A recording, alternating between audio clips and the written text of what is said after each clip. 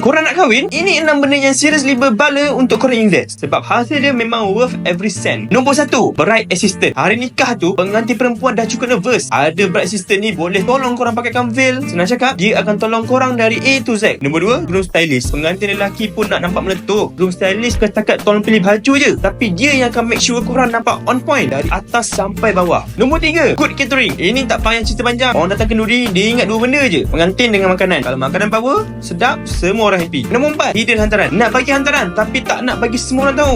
Hidden hantaran ni memang smart. Kalau korang letak, tak nak letak, terpulang, tak ada orang akan tahu. Nombor 5, wedding content creator. Zaman sekarang ni kalau tak ada video cinematic, ada yang tak cukup. Wedding content creator ni tahu angle-angle lawa, momen-momen yang best. Esok lusa korang boleh throwback puas-puas tengok dekat story korang. Nombor 6, good MC. Ini kadang orang pandai remeh, tapi sebenarnya MC yang best boleh buat majlis korang hidup. Dia control flow, lawak ada, touching pada, tak awkward, tak hambar. Yang ni pun wajib korang invest.